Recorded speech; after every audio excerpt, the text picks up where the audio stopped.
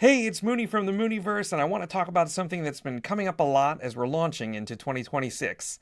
A ton of people are asking me, how do I set goals? How do I create a vision for my spiritual business? What should I be doing this year? And here's what I want to share with you. If the pressure to have all of it figured out is actually keeping you stuck or giving you anxiety or blocking your vision, let me explain to you how to get out of it. So here's the thing, a lot of what we've been taught about goal setting doesn't really work for spiritual entrepreneurs. And I think it's important to address why. We've probably encountered tons of different ways of setting goals, of organizing things, of creating plans. And I'm not saying any of them are bad. They work great for some people in some contexts. But for those of us spiritual entrepreneurs, for healers, for teachers, for guides, for people who are doing this work because it's aligned with their soul's agenda, those rigid structures can actually feel really constricting. Because here's what happens. You sit down with your goals or whatever your plan is, and you're trying to figure it out and saying, okay, I need to make X amount of money, or I need to get this many clients, or I need to hit these specific numbers by these specific dates.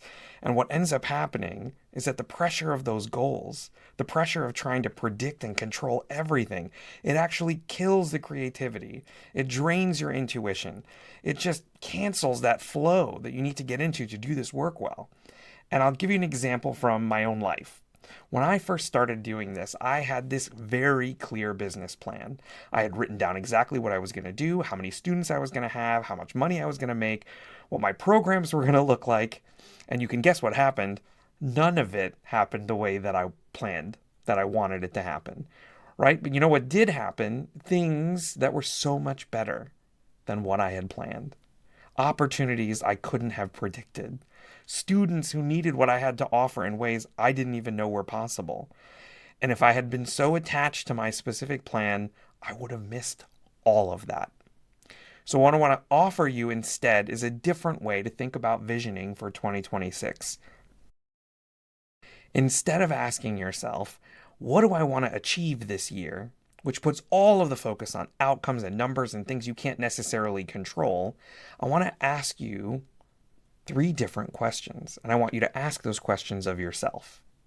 Question number one, what wants to come through me this year? Notice I didn't say, what do I want to create? I said, what wants to come through me? And this is a really important distinction because a lot of times when we're setting goals, we're coming from our ego. We're coming from what we think we're supposed to do, or what we think looks good, or what other people are doing, or what would make us feel successful. But when you ask, what wants to come through me? What wants to come through me? You're tapping into something different. You're tapping into your intuition. You're tapping into that calling. You're tapping into the agenda of your soul. And I talk a lot about the agenda of your soul because I think it's the most important question we can ask ourselves. And we're going to dive deeper into that in a couple of weeks. But for now, let's just sit with this question. What wants to come through me this year? Is it a program? Is it a book? Is it a way of being? Is it a message? Is it a community?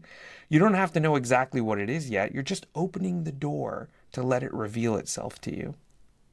Question number two, who am I being called to serve? And notice again, I didn't say who's my target audience or who's my ideal client avatar. I said, who am I being called to serve this year? Because this isn't about demographics. This isn't about market research. This isn't about connection. This is about resonance. Who are the people that when you think about them, your heart just opens, your soul just shines.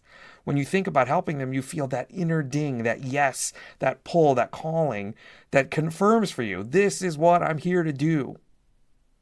It might be people who are going through something that you went through. It might be people who need a gift that you have. It might be a very specific group of people, or it might even be broader than you think. But let yourself feel into this question, who am I being called to serve? Not who should I serve based on what's going to make me the most money. Not who do I think I'm supposed to serve. Who am I actually being called to serve? And question number three, how do I want to feel? This one is huge because so often we set goals around outcomes, right? I want to make this much money. I want to have this many clients. I want to have this big of an audience. But we forget to ask, how do I want to feel while I'm doing all of this? Because here's the truth. You can hit all of your goals and still feel miserable. You can build a six-figure business and be completely burned out and resentful and disconnected from why you even started. Or you can build a business that feels aligned and joyful and sustainable, even if it doesn't look like what you thought it was supposed to look like. So ask yourself, how do I want to feel this year? Do I want to feel spacious? Do I want to feel creative? Do I want to feel connected? Do I want to feel grounded? Do I want to feel free? Whatever it is for you, let that be part of your vision. Because if you know how you want to feel, you can make decisions throughout the year that honor that. You can say no to things that take you away from that feeling, and yes to things that bring you closer to it. So here's what I want you to understand about this kind of visioning. This is not about setting goals you then have to achieve or else you've failed.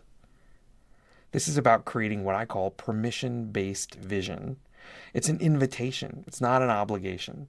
You're saying to the universe, to spirit, to your higher self, whatever language works for you, you're saying, this is what I'm opening myself up to. This is what I'm allowing. This is what I'm making space for. And there's a really important shift in language here. Instead of saying, I will achieve X by Y date, which puts all of the pressure on you and creates this very rigid robotic timeline, you can now say, I'm allowing this to unfold. I'm inviting this experience. I'm making myself available for this. Do you feel the difference? One is forcing, one is allowing. One is controlling, one is trusting. One's from your ego, one's from your soul. One's from your monk, one's from your marketer. And here's the beautiful thing about permission-based vision. It leaves room for everything. It leaves room for divine timing. It leaves room for surprises. It leaves room for things to unfold in ways that are better than what you could have planned. I cannot tell you how many times I have set intentions for my business and what showed up was different than what I expected, but better, more aligned, more beautiful, more in service. And if I'd been so rigid in my plan, I would have missed it. So give yourself permission to have a vision that's flexible, a vision that can evolve, a vision that can surprise you. All right, so here's a practice I want to offer you. And you can do this right now, or you can do it after you finish watching this video, but I really encourage you to do it.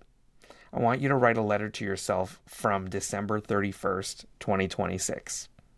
So imagine it's the end of the year, you're sitting down, you're reflecting on the year that just happened, and you're writing a letter to the you that's watching this video right now. And in that letter, I want you to write about what you're grateful for. Not what you achieved, not what you accomplished, not what goals you hit. What are you grateful for that happened this year? Maybe it's a connection you made. Maybe it's a way you grew. Maybe it's a program you launched. Maybe it's a community you built. Maybe it's a realization or a breakthrough that you had. And maybe it's a way that you started to trust yourself. So write about these experiences, write about the feelings, write about the moments. And here's the key. You're not predicting the future, you're inviting it. You're saying, this is what I would love to look back on and be grateful for. This is what I'm opening myself up to experience this year. And then let it go.